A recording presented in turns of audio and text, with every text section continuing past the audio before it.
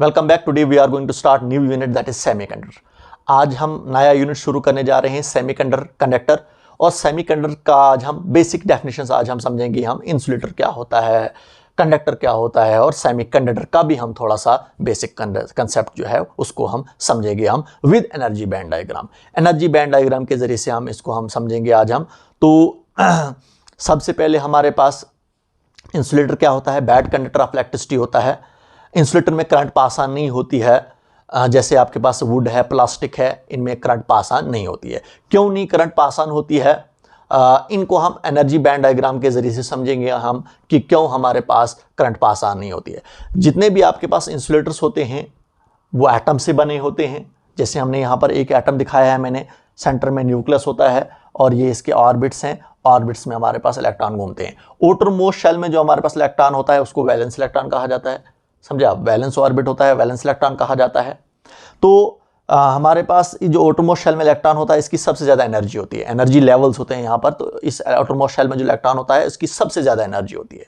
तो जितने अब हमारे पास एक प्लास्टिक है या कोई हमारे पास वुड है तो उसमें बहुत सारे मिलियंस ऑफ एटम्स होंगे। तो इसका मतलब मिलियंस ऑफ वैलेंस इलेक्ट्रॉन आपके पास होंगे।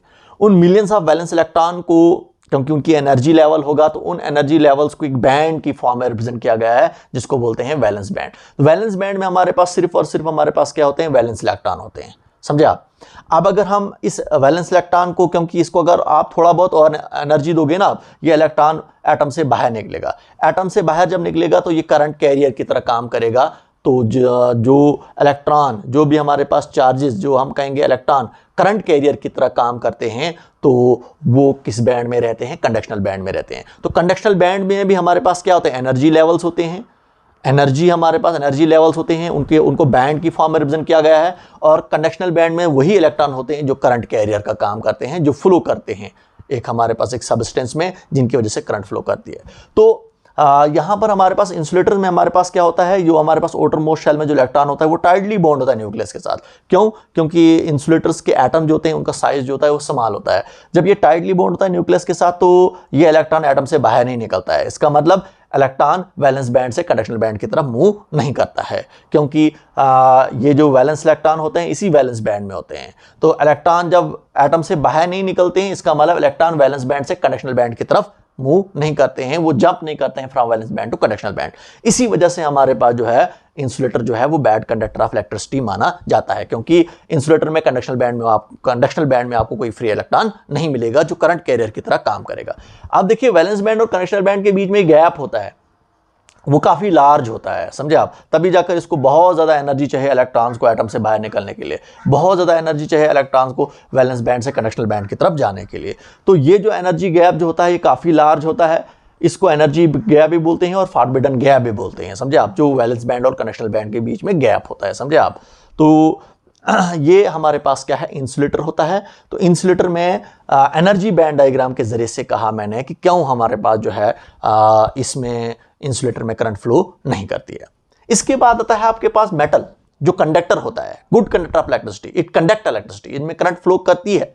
समझे आप, मेटल्स में।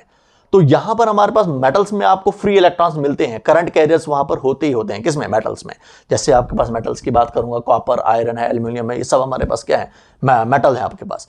लेकिन अगर हम एनर्जी बैंड डायग्राम के जरिए से देखेंगे तो वैलेंस बैंड और कंडक्शनल बैंड पार्शियली ओवरलैप करते हैं। देखिए हमारे पास ओवरलैपिंग है। फॉरबिडन गैप या एनर्जी गैप यहां पर आपको नहीं मिलेगा वैलेंस बैंड और कंडक्शनल बैंड के बीच में। यहां पर समझे आप, किस में, मेटल्स में। तो यहां पर आपको फॉरबिडन गैप नहीं मिलेगा। मेटल्स में पार्शियली ओवरलैप्ड होते हैं कंडक्शनल बैंड और वैलेंस बैंड। और यहां पर जब आप मेटल्स में या बाहर से जब इलेक्ट्रिक फील्ड अप्लाई करोगे, बैटरी कनेक्ट करोगे, उसकी वजह से इलेक्ट्रिक फील्ड सेटअप हो जाएगा, तो हमारे पास करंट फ्लो करती है। किसमें? मेटल्स में। तो ये एनर्जी बैंड डायग्राम के जरिए से मैंने कहा आपको मेटल्स क्या होते हैं। इसके बाद आता है जो हमारा चैप्टर है आपका सेमीकंडक्टर। थोड़ा सा आज बेसिक कंसेप्ट ही बोलूंगा आपको मैं। सेमीकंडक्टर क्या होता है हमारे पास, it's conductivity lies between insulator and conductor. इसकी कंडक्टिविटी जो है लाई करती है इंसुलेटर और कंडक्टर के बीच में। Some time it behave just like a conductor and some time it behave just like a insulator. देखिए at 0 kelvin temperature, 0 kelvin temperature पर हमारे पास जो है जो मटेरियल होता है आपके पास सेमीकंडक्टर जो होता है वो इंसुलेटर की तरह बिहेव करता है, उसमें करंट फ्लो नहीं करती है। लेकिन जो ही आप टेम्परेचर दोगे, आप रूम टेम्परेचर दोगे, आप जैसे आपके पास रूम टेम्परेचर हमारे पास क्या होता है 27 डिग्री सेल्सियस, उसको केल्विन में कन्वर्ट करोगे आप तो 27 + 273 हो जाएगा 300 केल्विन।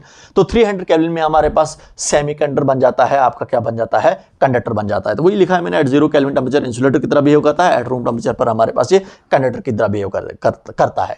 जैसे आपको एग्जांपल दूंगा आपको सेमीकंडक्टर की, जैसे आपके पास एक सेमीकंडक्टर हमारे पास सिलिकॉन एटम से बना होता है, या हमारे पास कंडक्टर हमारे पास जर्मेनियम एटम से बना होता है। तो सिलिकॉन से बना होगा या जर्मेनियम से बना होगा हमारे पास एक मटेरियल, उनको हम कहेंगे हम दीज आर सेमीकंडक्टर।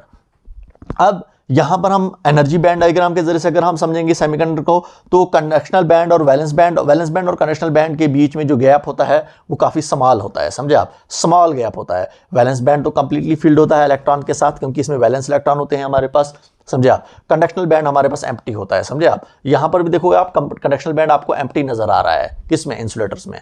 तो यहां पर हमारे पास क्या है, आपके पास जो है ये कंडक्शनल बैंड टोटली एम्प्टी है, और ये हमारे पास वैलेंस बैंड फिल्ड है हमारे पास इलेक्ट्रॉन्स के साथ, वैलेंस इलेक्ट्रॉन के साथ। अब अगर हम रूम टेम्परेचर दे देंगे हम इसको, तो यहाँ पर हमारे पास क्या होता है, उसके बाद आप इलेक्ट्रिक फील्ड सेटअप करोगे आप, तो जो ही आप बैटरी कनेक्ट करोगे आप, तो इलेक्ट्रॉन जंप करते हैं from valence band to conductional band. अगर हमारे पास सेमीकंडक्टर सिलिकॉन एटम से बना होगा, तो ये एनर्जी गैप जो होता है ये कितना होता है, 1.21 इलेक्ट्रॉन वोल्ट का होता है। इसका मतलब इलेक्ट्रॉन को इतनी एनर्जी होनी ही होनी चाहिए, यहाँ पर वैलेंस बैंड में इलेक्ट्रॉन की इतनी एनर्जी गेन करना चाहिए इलेक्ट्रॉन, तभी जाकर वो वैलेंस बैंड से जंप कर सकता है, कंडक्शनल बैंड में चले जाएगा। तो 1.21 इलेक्ट्रॉन वोल्ट अगर हमारे पास सेमीकंडक्टर सिलिकॉन एटम से बना होगा। अगर जर्मेनियम एटम से बना होगा तो 0.78 इलेक्ट्रॉन वोल्ट, समझे आप। अगर जर्मेनियम एटम से हमारे पास सिलिकॉन सेमीकंडक्टर बना होगा तो वहां पर एनर्जी गैप 0.78 इलेक्ट्रॉन वोल्ट है। इसका मतलब इलेक्ट्रॉन को मिनिमम से मिनिमम इतनी एनर्जी होनी चाहिए, तभी जाकर वो वैलेंस बैंड से कंडक्शन बैंड में जाएगा। जब कंडक्शन बैंड में जाएगा तो वो करंट कैरियर होते हैं, तो हमारे पास सेमीकंडक्टर्स में करंट फ्लो करती है। तो थोड़ा सा बेसिक आज हमने बोला इंसुलेटर क्या होता है, कंडक्टर क्या होता है, और सेमीकंडक्टर का मैंने थोड़ा सा बेसिक कंसेप्ट दिया। तो अब जो हमारे पास जो नेक्स्ट जो आपका टॉपिक होगा वो सेमीकंडक्टर पर ही बेस्ड होगा। सबसे पहले इंट्रिंसिक सेमीकंडक्टर क्या होता है, उसके बाद एक्सट्रिंसिक सेमीकंडक्टर क्या होता है, सभी टॉपिक्स जो हैं आपके इंपॉर्टेंट टॉपिक्स हैं। तब तक के लिए ओके।